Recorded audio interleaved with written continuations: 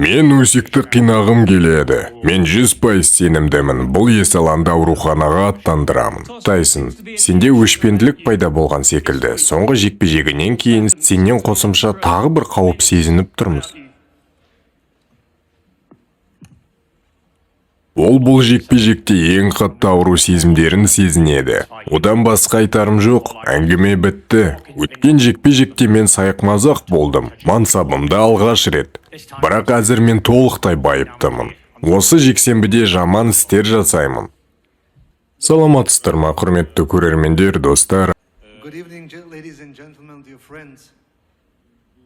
Әзір біз жай ғана сөйлесеміз.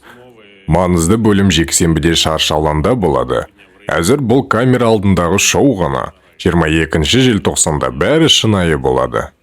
Тайсон, сен Усикқа не айтқың келеді жексенбідегі реванштың алдында? Тағатсыздана күтудемін жексенбі күнді. Бәріне рахмет, Құдайдың нұры жаусын бәріне.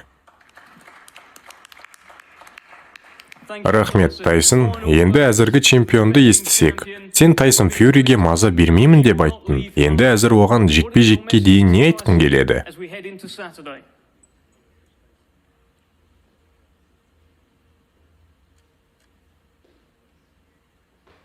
Қорықпа. Мен сені жалғыз қалдырмаймын. Жексенбіде көріскенше. Рахмет бәріне, әзір біз көз түйістіру рәсімін өткіземіз. Бәріне рахмет. Иә, достар, бәріне сәлем, сіздермен Солайде арнасы. Бүгін біз Тайсон Фьюри мен Александр Усиктің пресс-конференциясын тыңдадық. Ал көз түйістіру рәсімі ерекше өтті. Тарихтағы ең ұзақ көз түйістіру рәсімі болып тіркелді. Бұл екі бұлғары қолғаптың шеберлері 10 минут бойы бір-бірлерінің көзіне қарап тұрды. Бұл жекпе-жекте кім жеңеді, қалай ойлайсыздар? Өз ойларыңызды астадағы пікірге жазып кетсеңіздер болады. Ал екеуі бір-бірлеріне қарап тұрғанша мен өз алғысымды қуанышқа айтқым келеді. Соның арқасында осы бейнеміз шыққан болатын. Көп рахмет. Ал егер де сіз келесі бейненің шығуына септік тигізгіңіз келсе, осы нөмірге кез келген қаражатты жіберсеңіздер болады. Алдын ала алғыс айтамын. Сіздермен болған Солайде арнасы, қолдап жатқан пікірлеріңіз үшін көп рахмет айтамын. Жақсы жаңалықтарда жүздескенше қош аман, сау болыңыздар.